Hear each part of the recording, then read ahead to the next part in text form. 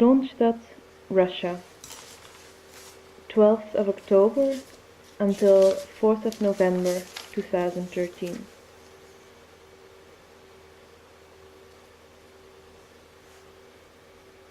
Traveling represents a privileged form of access to memory.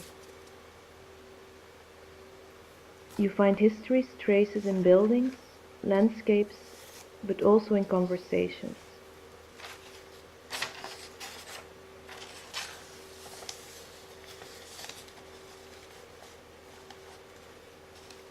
During my stay in Kronstadt, I want to examine how memories of a previously unknown place are formed.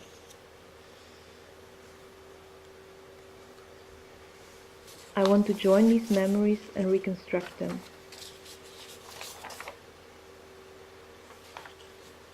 How will this environment imprint itself on my memory?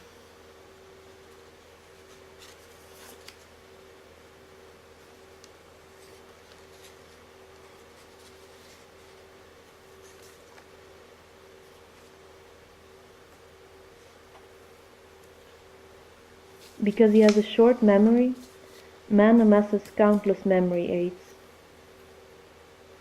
Toute la mémoire du monde. Alain Resnais.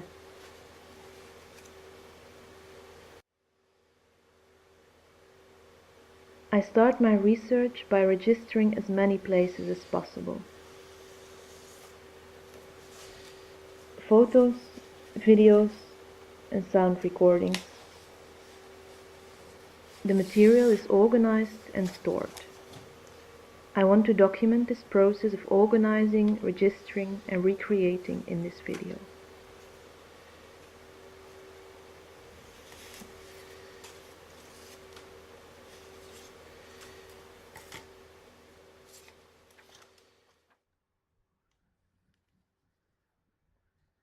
Isolated impressions of the day have set off impulses within us, evoked associations. Objects and circumstances have stayed in our memory, but with no sharply defined contours. Incomplete, apparently fortuitous. Can these impressions of life be conveyed through film?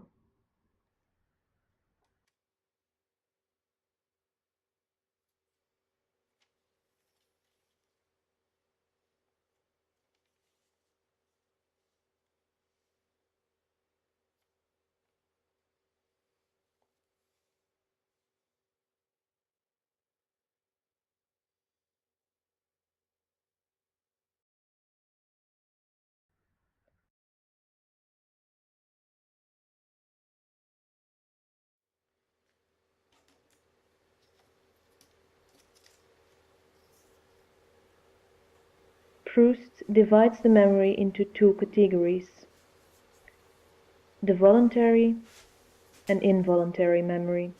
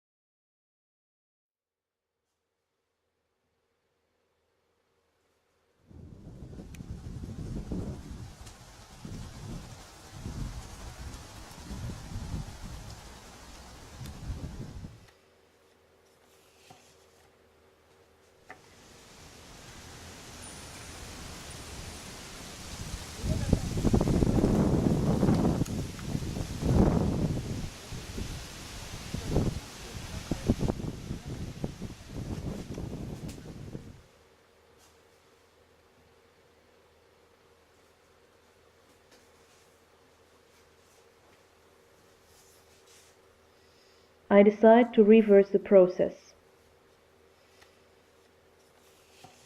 The registrations will not be the reconstruction of my changing look, but will be the starting point of my memories of this place.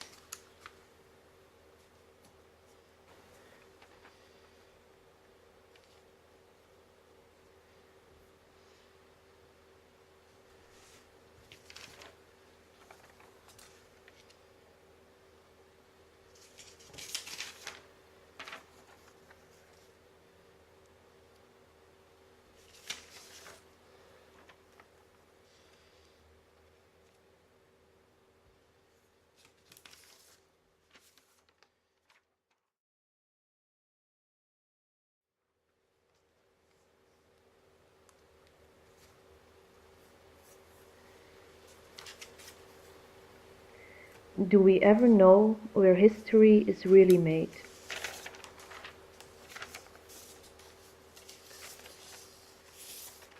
History is made of clouds of stories.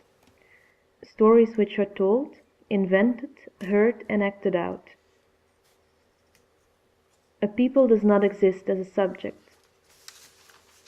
It's an ensemble of billions of futile little stories which sometimes agglutinate to the point of becoming great narratives, and sometimes dissipate into vagrant elements, but which generally do stay fairly close together to form what is called the culture of a civil society.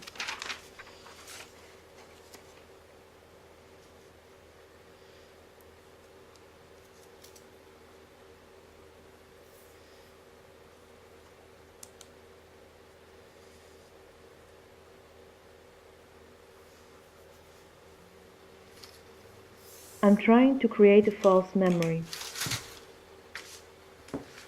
I will try to construct my memories from a selection of photographs and drawings.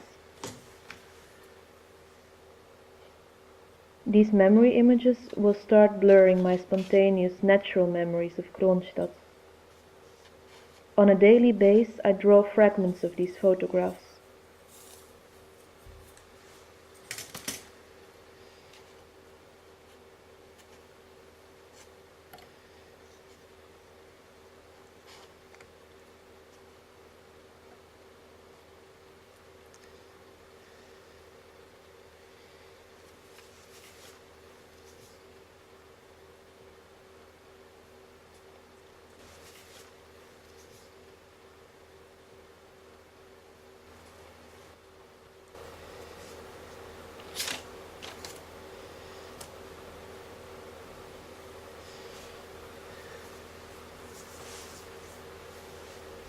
The link between the photographed and the real image reminds me of Tamina, a character in Milan Kundera's Book of Laughter and Forgetting. Every day, she engaged in a kind of spiritual exercise before this picture, a passport photograph of her deceased husband. Trying to visualize her husband in profile, then half profile, then three-quarter. Recapturing the lines of his nose and chin, she was horrified every day to notice the imaginary sketch showing newly questionable points introduced by the uncertain memory that was doing the drawing.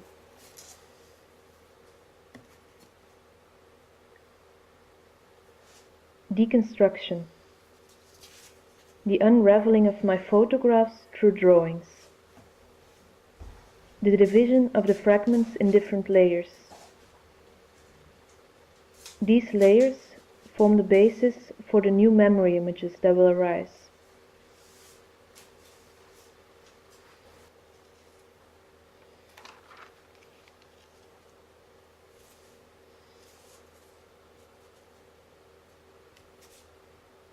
There are 4 layers. Layer 1, the lower part. Layer 2, the upper part.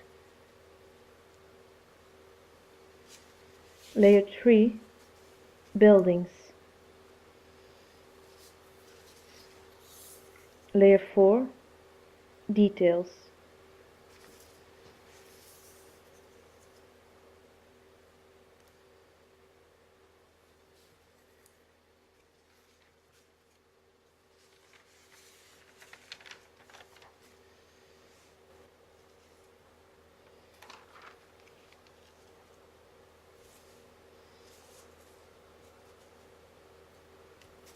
The technique of impressing places and images on my memory demands an act that keeps repeating and deepening itself.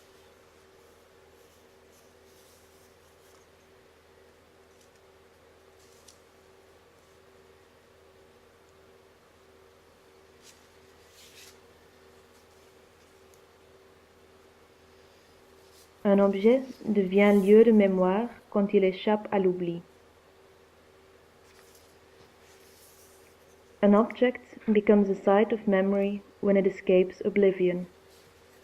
Pierre Nora.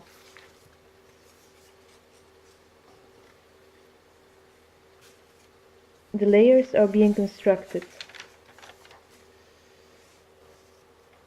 Every day, drawn fragments are added.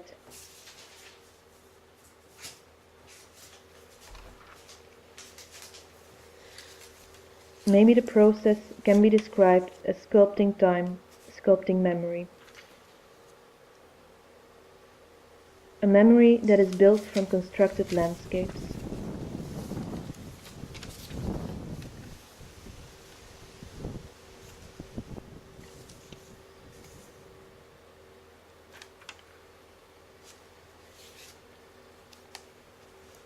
We rewrite memory as much as history is rewritten.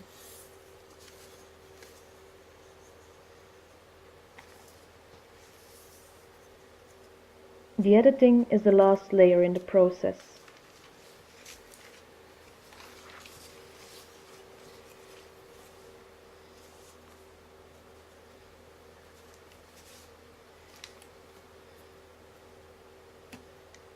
The process completes itself little by little. The images begin to stand on themselves. Each image represents itself.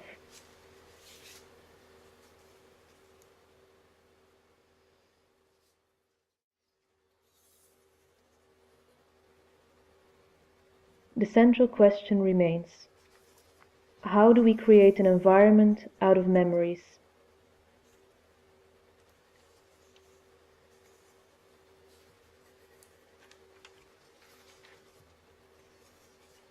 The willow sees the heron's image, upside down.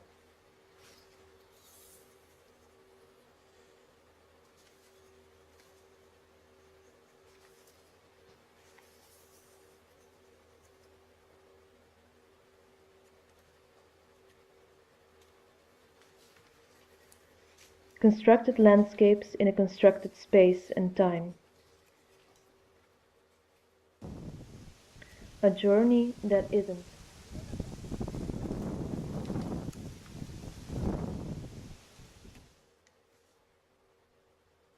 The process continues. It is like orchestrating a version of history.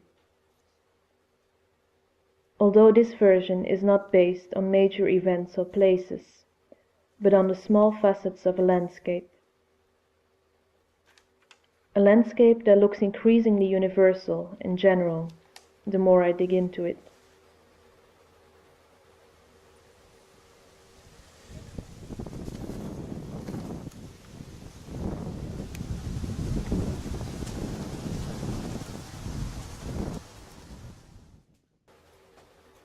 It's an exercise to stick to images when they emerge.